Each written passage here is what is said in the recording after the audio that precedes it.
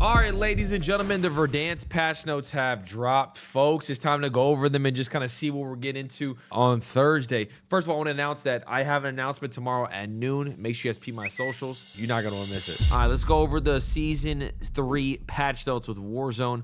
So this is going to be the Battle Pass. Let me see. We got Mace.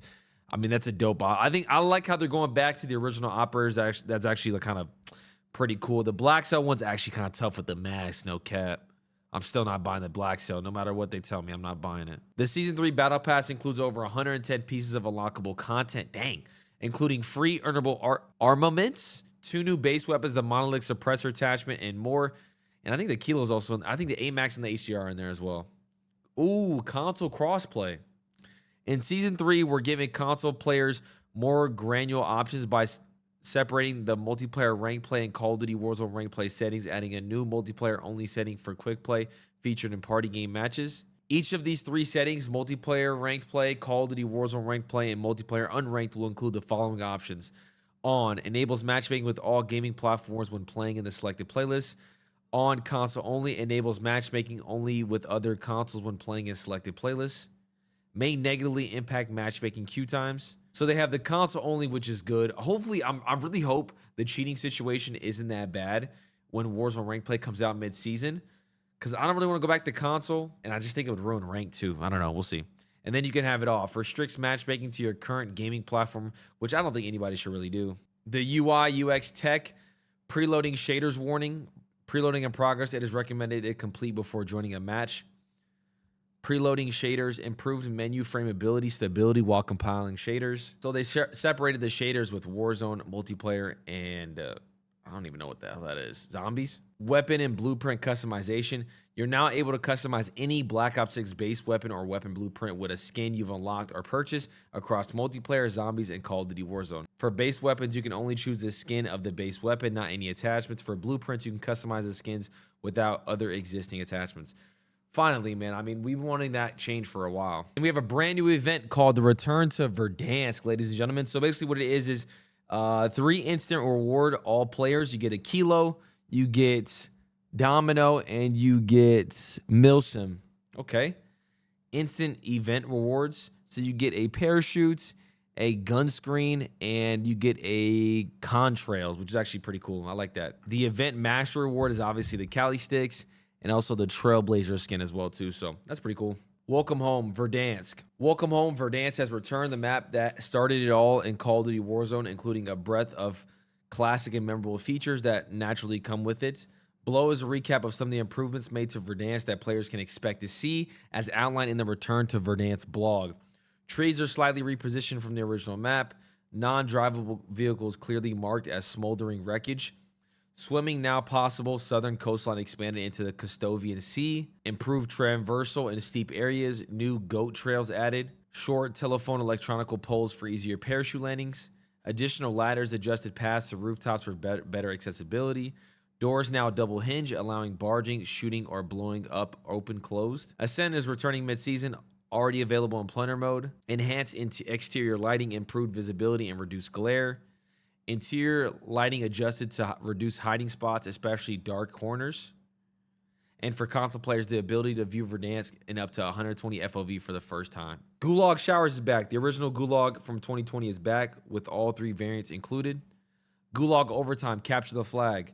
When Gulag matchups don't resolve fast enough, a flag will spawn in the middle of the arena. The winning player is the one with either dispatches their rival as normal or captures the flag with time limit. Rebirth Island, which is currently live, will remain part of our Season 3 offering. Resurgence squads will be added to the playlist shortly after the launch of Season 3, with the remaining squad sizes coming later this season. They have a new mode, Battle Royale Casual, at launch.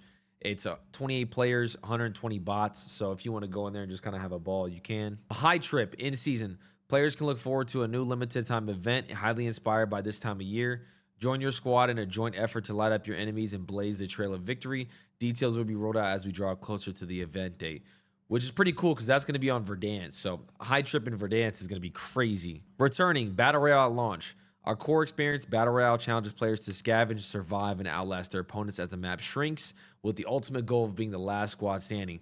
So Verdansk, the player count, solos, duos, trios is going to be 150. Quads are going to have 152. Just absolutely beautiful. Plunder at launch is going to have 100 players as well. So if you're a Plunder player, you're probably hyped. Warzone Boot Camp, and then obviously Resurgence for Rebirth, so that's cool. Free fall shooting is back. Players can shoot while free falling using their secondary weapon. If no secondary weapon is equipped, they will default to the backup pistol. Fire, man. 360-degree revive rotation. Players can now rotate their view 360 degrees while reviving a squad mate instead of being fixed on their squad mate's down position. Pretty good. In-game circle pacing. The gas circle pacing is faithful to the original timings of the gas closing as well as the circle sizes and movement. This means that Battle Royale matches will run longer to create a more well-defined initial looting phase. First circle closing 4 minutes, second 340, third 250, fourth 150, fifth 110, sixth 50 seconds, 750 seconds, so on and so forth. Nice. Classic Ascenders on Verdansk Battle Royale. To bring back the classic feel of Verdansk, external Ascenders have been disabled at launch but are scheduled to return in mid-season. So I think that's the zips that go up on the outside of the buildings. Gulag loadouts. Loadouts within the Gulag have been reworked to improve the variety and balancing. These loadouts will change as the game progresses, allowing the players that return to the field victorious to do so with competitive weapon in hand for a better chance of recovery. Circle 1, you come back with a Strider and a GS45.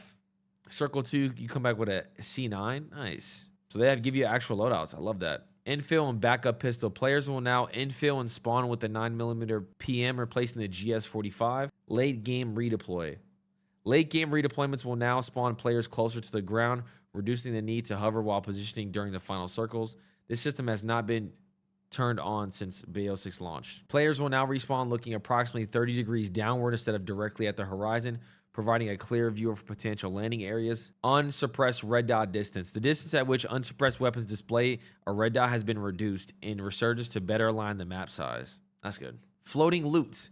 Loot found on the ground will once again float in the air for better visibility and interactability. Nice. That's actually really great for the game overall in general. Adjustments. The return to Verdansk comes with some refinements to Battle Royale's loot philosophies that brings up its back to its roofs. Ground loot refresh. Common to epic weapons now sport a selection. That's just whatever. There's now a ground loot refresh. High value loot zones, which is awesome. We had that in Azerkistan, which is really good too. Supply boxes as well, basic, legendary, and reusable ones. I always like the Resurgence chest in Battle Royale. It's always nice to run into a building knowing there's a crate there. Duffel bags, medical cabinets, and weapon lockers. These sources of loot have been removed to better service the classic feeling of Verdansk. They took out second chance mechanics like Gulag tokens, reinforced flares, and redeploy tokens, which is nice. It makes it feel like more like a Battle Royale. The only available method to return is going to be the Gulag victories, buy station buybacks, and jailbreaks. Self-revive kits. Self-revives can only be acquired via the following resources: legendary supply boxes, scavenger contracts, buy stations, and fire sale. Nice. Cash dropped upon death has been adjusted to assist players returning from the Gulag. 50% of the cash balance will drop on the ground. 50% will remain with the limited player, up from 20%, which is nice. We now have the vertical redesign of the buy station. I've always said this, man. I thought the vertical buy station was always great. You can see it has icons representing what you need to buy. It just makes it so much easier. It's that classic feel from Verdansk. I hated the buy station from Azerkistan. There's now a button called the redeploy all button, quality of life. So on the buy station, all you have to do is click it and it redeploys everybody, which is always good. It's nice, you know, instead of clicking it 3 times. Buy stations will spawn in the same exact 30 static locations across every match. I like that. Movement. This is what I'm curious to see, man. Introducing the Black Ops 6 Omni Movement system, revolutionized gameplay has become the foundation of Warzone. Season 3 focuses on the fine-tuning of Black Ops 6 movement by ensuring a balance between fluidity and responsiveness. Crouch movement speed reduced by 10%. Crouch to stand speed increased by 15%.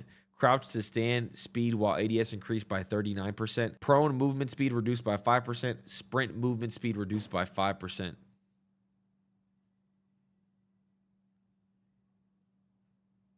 Huh? Jump cooldown. Reduce the cooldown by 40% for improved responses during repeated jumps. Does that mean we get B-hop, maybe? I don't know. Omni sprint side and back speed scaling reduced by 8.5%. to better balance the strafe movement. Slide friction increased by 4% to reduce overly slippery engagements. So let me know your guys' thoughts on the movement speeds. I don't really know personally. I do love the jump cooldown by 40%. That's actually really fire. The only one I'm kind of concerned about is the sprint movement speed by 5%, but who knows if we'll even notice it. Classic contracts, we have the Recon Supply Run, Contract Multiplier. Public events, we have Fire Sale, Drill Break, Loadout, and Restock. They're bringing back the Thermite as well. We have satchels available. Maximum armor plates. Default maximum capacity reduced from 6 to 5 to match the classic experience. Armor satchels now increase it to 8. They now show your field upgrades in the squad widget, which is nice. You know, you don't have to ask your teammates about like what they're grabbing and stuff like that. Oh, wow. They disabled bunker busters.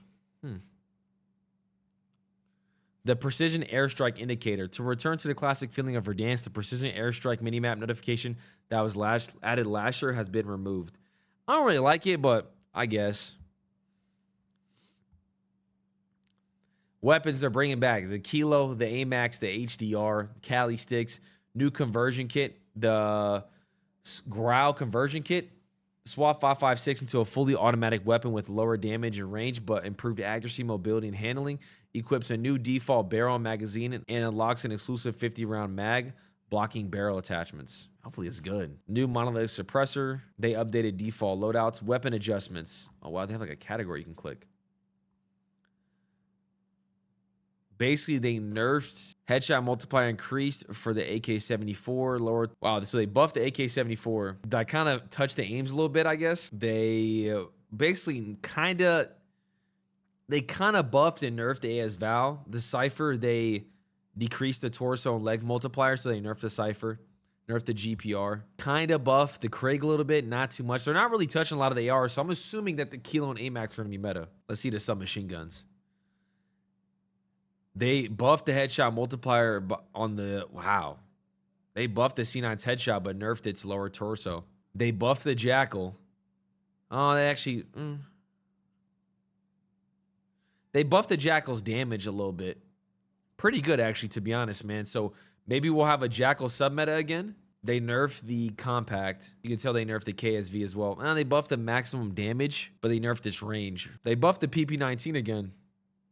Pretty good. They nerfed a little bit of the range a little bit, but they buffed the damage just slightly. Yeah, they buffed the damage slightly on the PPSH, buffed the SOG. I mean, the Tonto just needs a complete rework. That shit is garbage. They nerfed its range. Jeez. Obviously, you have the classic vehicles back. They have the classic UIs, man. So when you get a Warzone victory, you have the classic victory animation. A new weapon inspect to view attachments. So let's say you pick up a gun off the ground, you can view its attachments, especially if you think it's frying. That's pretty cool, honestly. Detailed death recap. So it shows you if you got live ping, if you're killed by an unsuppressed weapon. Just a little more details so you don't think maybe somebody was cheating. Here's some audios. Okay. This is basically the audios, the classic audios they have. They have classic Hitmarkers. Oh my gosh. Classic contracts, buy stations, loot chests, footstep recordings, death's door, including armor and armor breaks, classic armor breaks. Classic UI systems. Oh my lord. Then they have just a ton of bug fixes. Ladies and gentlemen, let me know what you guys think, man. That is the patch notes for Warzone Verdansk. That is absolutely beautiful. Make sure you guys drop a like if you guys are hyped, and also be lookout on the socials. I have a big announcement at noon. All right, on socials, man. I need y'all to tune in, man, across all socials. Tomorrow, 12 p.m. PST. Be on the lookout.